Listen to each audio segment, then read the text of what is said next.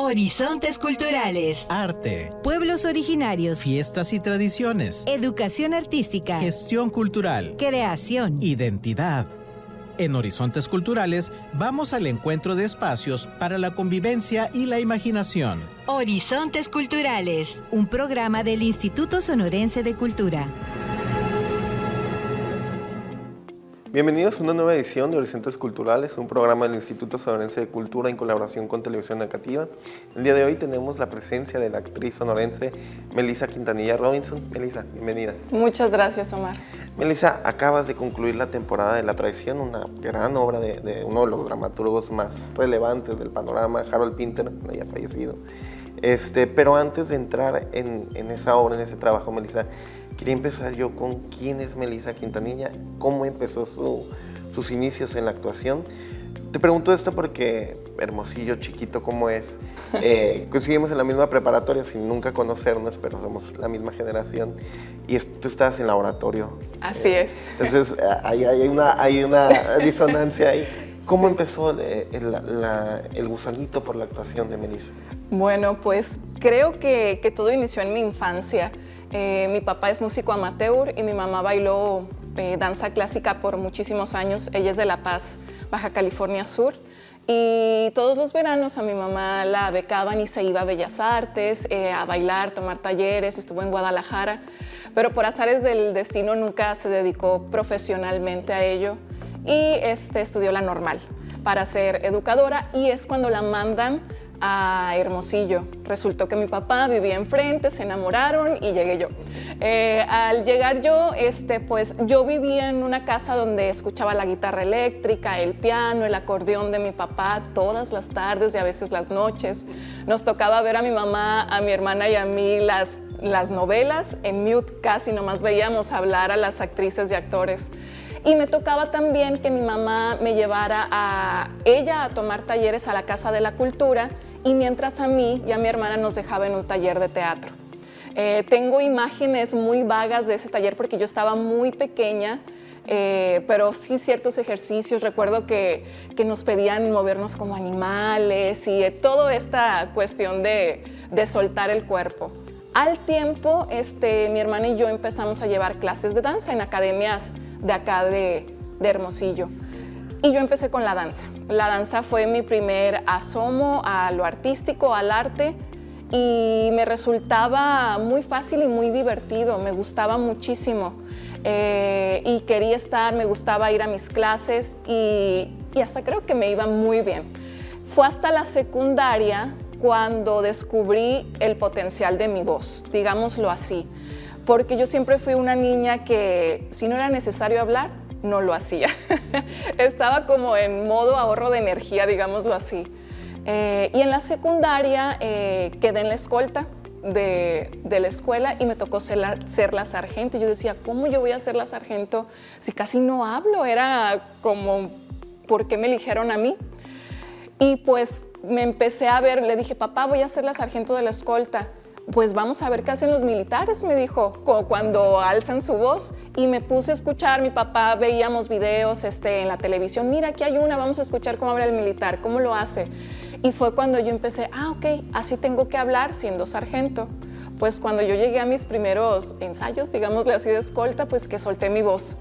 Yo me acuerdo que mi maestra y mis compañeras dijeron, Melissa, tienes una voz muy fuerte, muy grave. Y yo, sí. Y me asustaba y la voz de mando que empecé a tener ahí fue muy grande.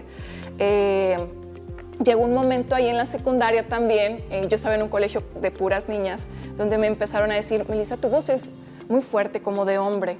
Y entonces en ese momento yo otra vez empecé a callar mi voz y empecé a decir, no, pues mientras menos hable, menos se van a dar cuenta de mi voz de hombre, decía yo en aquel entonces. Allí conocí a la maestra Cecilia Catalán, que fue mi primer maestra de arte, que yo recuerdo así con mucho gusto y que me empezó a mostrar lo que es la literatura, porque la literatura también ha sido parte de mi formación muy fuerte. Y conocí ahí autores como Federico García Lorca, Amado Nervo, Pablo Neruda. Entonces yo era una niña que en la secundaria leía poesía en mis tiempos libres. Y empezó a haber ahí concursos de declamación, estos concursos que hace la SEP, que son por zonas escolares, Y empecé a moverme en ellos y llegué hasta un nacional en declamación. Siempre me decían que era muy distinto la declamación, lo que yo hacía a los otros compañeros y compañeras. En la declamación tiene ciertos parámetros, ciertos movimientos, no hay una interpretación como tal de encarnar y de sentir todo esto entrañable, pero yo lo hacía por nomás, ¿no? Por este sentimiento que me daba. Y todo eso lo hice en la secundaria, poesía, declamación, fue lo que me movía mucho. Dejé la danza y entré a la preparatoria. En la preparatoria, el primer semestre, hubo un concurso de declamación y yo dije, pues voy a entrar, de seguro aquí también voy a seguir subiendo. Y entré al concurso y recuerdo que todo mi salón no me tenía fe, porque como te digo, Mar, yo era, si no es necesario hablar, no lo hago, guardo mi energía. Y, oigan, pues voy a entrar al concurso, no, pues vamos a apoyarte. Y estábamos en un audiovisual, creo que le llamaban. Me paré con el poema de Llanto por Ignacio Sánchez Mejías de García Lorca. Y cuando terminé, todos estaban así, wow, y aplaudieron, Melissa, tu voz y todo esto que hiciste. Me decepcioné mucho, va a sonar como muy egocentrista, porque me dijeron, vas a ganar para que vayas a representar a tu escuela. Y me dieron el segundo lugar. Y se me acerca una maestra del jurado y me dice, ay, Melissa, es que no te podemos dar el primer lugar porque tú eres de primer semestre y se lo vamos a dar a esta chica que ya está por salir para que ella... Y yo, bueno, ya después no volví a hacer absolutamente nada relacionado con eso. Me especialicé en laboratorista clínico y yo dije, voy a estudiar químico-biólogo o medicina si es que me va muy bien con mis calificaciones para entrar. Y esa fue mi visión, estudiar medicina o algo relacionado con la química. Cuando ya estaba en sexto semestre y que ahora sí llega el momento de decidirte por la carrera, yo decía, ¿realmente quiero hacer todos los días esto? Y pues no, la respuesta fue que no, y me puse a buscar planes de estudio de la Universidad de Sonora. Y realmente yo creo que leí de todas las carreras. Yo decía, quiero ver las materias, quiero ver qué es. Yo no sabía que existía la licenciatura en artes en la Universidad de Sonora. Sabía de otras ciudades y yo no me quería ir de Hermosillo. Y cuando vi que realmente era muy joven cuando yo entré a la licenciatura, dije, esto es lo que quiero estudiar, esto quiero hacer. Hablé con mis papás, adelante si es lo que quieres hacer. Apliqué para letras y apliqué para la licenciatura en artes, opción teatro, y quedé. En las dos, ya después me era muy difícil decidir cuál y pues me decidí por el teatro. ¿Por qué el teatro? Porque creo que es la conjunción de la música, la danza, las artes plásticas, la literatura, de todas las bellas artes. Y es donde me permite utilizar mi herramienta más fuerte, que creo yo que tengo, que es mi voz. Y esta es una breve historia, Omar.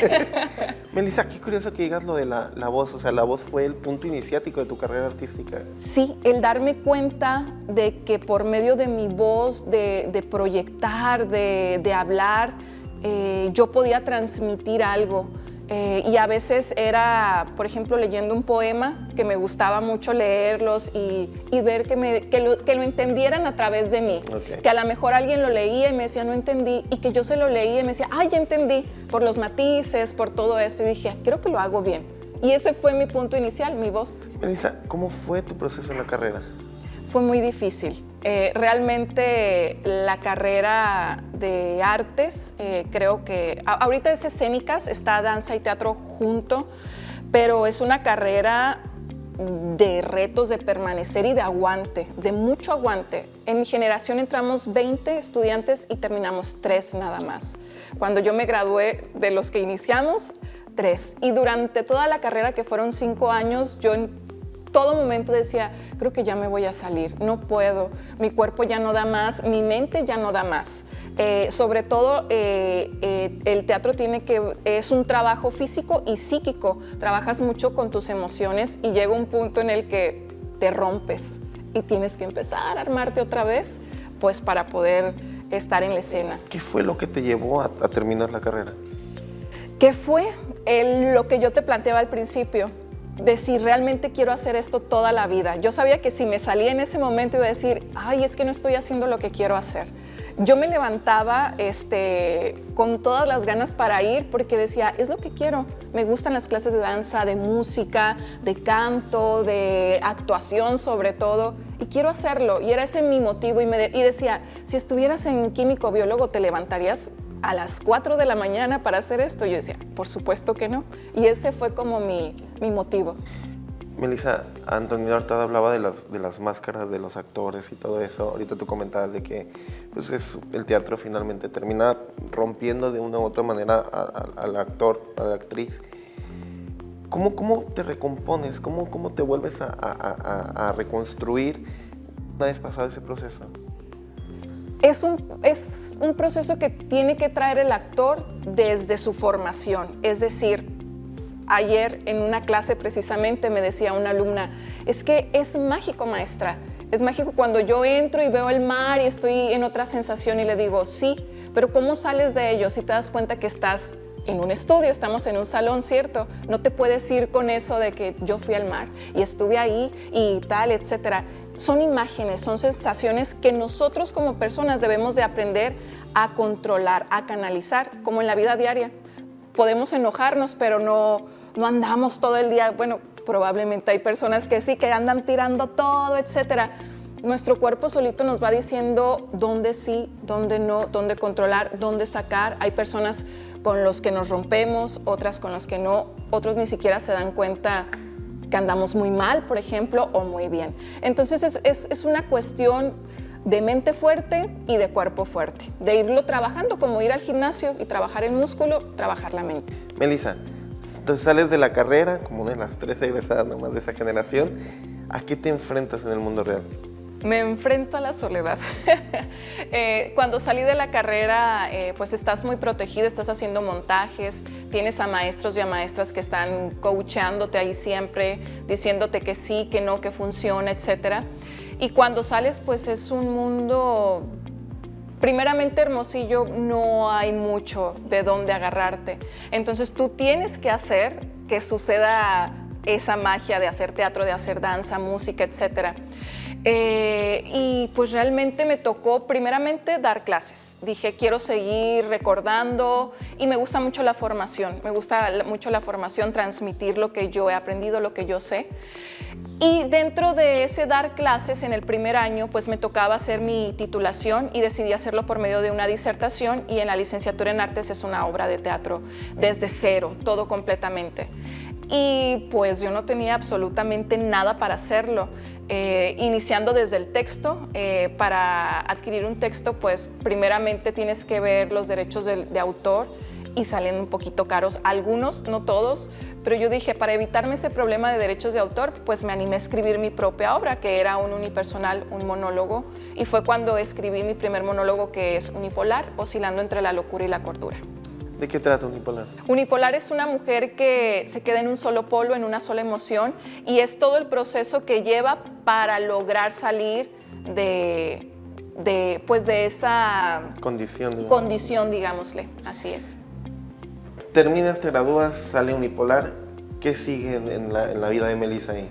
Cuando yo estaba haciendo Unipolar, que fue una temporada en el Teatro Íntimo de la Casa de la Cultura, estuve ahí, Marcos González Navarro, que es maestro de la Universidad de Sonora, me manda a llamar. Y junto con otros 2 compañeros, que son Nicolás Rivera y Daniel Molina, y José Amparano también, éramos 4 personas. Y nos propone formar una organización escénica, que es la Choya Organización Escénica, que hasta la fecha continúa, porque él tenía en mente y tenía ganas de montar Loco Amor de Sam Shepard. Yo creo que el proceso que vio que yo llevé en Unipolar era muy parecido, y se me iba a facilitar para el personaje de May, que es de Loco Amor, y pues empezamos con el trabajo de mesa, no teniendo absolutamente pues nada, no teníamos un espacio para ensayos y nos veíamos en nuestras casas. Hicimos mucho trabajo de mesa, mucho análisis, y en ese proceso fue cuando dijimos, ¿por qué no nos hacemos de un espacio donde podamos estar trabajando? Pero pues la incertidumbre era cómo mantenerlo, pues impartiendo clases. Entonces abrimos lo que era Teatro Estudio La Choya, que estuvimos por acá en el centro algún tiempo, impartiendo clases para niños, jóvenes y adultos, y al mismo tiempo ensayábamos. Montamos Loco Amor, estuvimos en varios lugares de acá de Hermosillo, teatros, y después de ahí siguió Los Pajarracos, que es una comedia como teatro bar, con la cual dimos más de 100 funciones aquí en Hermosillo. Melissa, acaba de concluir la temporada de La Traición de Harold Pinter. Te da risa, pero yo como conocí esa obra fue de chamaquito viendo Seinfeld. En la última temporada de Seinfeld tienen un capítulo homenaje a esa obra de Pinter, que la particularidad es que va contada hacia atrás. ¿Cómo fue trabajar una obra de Pinter en el Londres de los 70? Un tema complejo, la infidelidad de una pareja con su mejor amigo. Aparte, tu actuación fue maravillosa. Gracias. Toda la cuestión gestual y los diálogos que manejabas. ¿Cómo fue trabajar eso? Fue muy difícil. De hecho, platicando con mis compañeros, coincidimos en que ha sido la obra más difícil que hemos montado en nuestras carreras. Si bien es cierto, en la primera lectura dijimos, ¿cómo está el tiempo de Pinter que nos está planteando aquí en esta situación? Y pues fue irnos hacia atrás, y nos generaba un conflicto, primero porque decíamos, oye, tenemos que rejuvenecer en escena, ¿cómo le hacemos? Entonces, fue manejarlo como un recuerdo. Escénicamente nos funcionó como el recuerdo. Tú estás aquí y dices, ay, voy a ir a la preparatoria, ¿no? Y te vas hacia atrás, hasta que llegas a ese momento justo de tu primer día de clases de preparatoria. Y lo manejamos como eso para que nos funcionara, porque si lo manejábamos de otra situación era, pues es viajar en el tiempo y es una cosa no realista, ¿no? Y la obra es totalmente realista. Entonces, fue eso, manejarlo como un recuerdo, mucho trabajo de mesa, mucho análisis, conocer muchísimo sobre la biografía de Pinter porque está basado pues en su vida, por ahí fue todo un conflicto en sus tiempos, ¿no? Y eso fue. Melissa, ¿cómo es entrar en personaje? Y sobre todo lo que te quería preguntar, me imagino que cada personaje que has interpretado, algo se queda del personaje en ti. ¿Cómo gestionas eso? Y encuentras realmente, cuando quieres habitar a Melissa, encontrar otra vez a la Melissa original y no estos fragmentos de personajes que se han ido incrustando en ti. Bueno, yo pienso, Markel, que el personaje parte de Melissa. Todos los personajes que he hecho tienen mi esencia, vaya, no puedo romper con ella y crearme como otra situación. Sí me quedan de repente pensamientos en cuestión de aprendizaje, de decir, ay, mira, Emma o May o tal personaje hizo esto y cómo lo resolvió y me han servido para mi día a día. El proceso es distinto para cada obra de teatro, tanto el calentamiento como el aprender texto, como el día de la obra. Por ejemplo, para Traición, yo le pedí a mi familia, yo soy mamá, y le pedí a mi familia, no me va a ser posible concentrarme para la función, que es a las 8 de la noche, si yo estoy haciendo otras cosas que Emma no haría, ¿no? Por ejemplo, entonces mi proceso empezaba desde que yo abría los ojos, lo que desayunaba, mi ejercicio, lo que comía, el llegar al foro, prepararme, calentar, el contacto con mis compañeros, y cada calentamiento para cada personaje pues es totalmente distinto. Melissa, mencionas que eres mamá. ¿Cómo te ha cambiado la maternidad tu proceso creativo? Mucho. Después de mi hijo, pues ves totalmente distinta la vida. Ves los peligros de la vida. Siempre dicen las mamás, cuando seas mamá lo entenderás. Y sí, lo estoy entendiendo, Mar. Ha sido muy distinto en cuestión de que mi atención ahorita como mamá está en él, en mi hijo, que es Dante. Por ejemplo, esta vez batallé muchísimo para aprender texto. Y yo era de que leía y me aprendía el texto. Y esta vez no, era más. Y yo decía, ¿cómo no me está quedando? Porque yo estaba pensando en el bien, en cómo estará, etcétera. Aparte de batallar con él en cuestión de que mamá no te vayas, los ensayos son largos, las funciones son largas y sentía mucho esa ausencia. Gracias a él he conocido como otras ramas del teatro, por ejemplo empecé a hacer teatro para bebés, que también lo hago por la necesidad de quererlo llevar. Una mamá actriz quería llevar a su hijo al teatro y que lloraba y todos me volteaban a ver y yo, perdón, es que tiene hambre o etcétera. Y me puse a investigar y me fui a Guadalajara al FITPA, que es un festival que se organiza, hay toda una red latinoamericana de actores, jugadores, se llama en teatro para bebé, que están dedicados a ello. y fui, tomé talleres con ellos, vi muchas funciones de teatro para bebé y fue cuando empecé aquí, antes de pandemia, a hacer este tipo de teatro. Ok. Melissa, ¿hay alguna obra o algún personaje que te gustaría interpretar en el futuro que te llame la atención? Que me gustaría... Creo que he cumplido hasta ahorita con los personajes que me gustaría interpretar. Se me facilita mucho el drama. A mí siento que voy más para allá, el drama, la tragedia, aunque disfruto mucho la comedia también. Porque es muy distinto, ¿no? Puedes jugar de otras formas. Pero hasta ahorita lo que es May de Loco Amor era un personaje... El monólogo de May es conocido por muchas actrices para hacer castings. Es como que, ay, voy a hacer un casting. Pues apréndete el monólogo de May porque trae todo. Entonces yo ya lo conocía y yo decía, ay, yo quisiera hacerlo y me tocó hacer pues toda la obra. Melissa, ¿qué depara el futuro para ti? ¿Qué proyectos tienes? ¿Te gustaría hacer la transición a directora de teatro, a escribir? ¿Qué es lo que tienes en futuro? Ahorita ser intérprete. Creo que me queda mucho tiempo por ser intérprete. Sí quiero empezar a dirigir, pero más adelante. Sé que si empiezo ahorita me voy a quedar ahí. Y siento que todavía necesito estar más en la escena para fortalecer muchísimas otras cosas.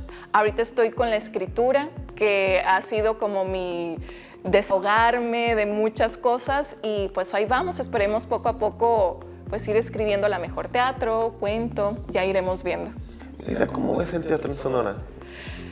Hay mucho. Pareciera que no, porque yo me encuentro con personas y me dicen, es que no hay nada que ver, y les digo, oye, claro, por supuesto que hay, y hay muchas casas ahora, por ejemplo, que está El Mentidero, está Casa Andamios, hay muchos lugares donde se está haciendo teatro con gente de Hermosillo, con egresados de la licenciatura, con personas que han tomado los talleres de la Universidad de Sonora, de la Casa de la Cultura, que están interesados porque esto crezca. Y creo que se ha formado una comunidad de teatreros muy grande y muy bonita.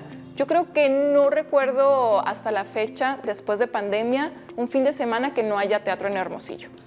¿Qué falta para que explote el teatro? ¿Creación de auditorios? ¿Qué estrategias deberían de hacerse ahí? Auditorios, foros, tenemos bueno, a los teatros les falta mucho equipo todavía, pero los hay.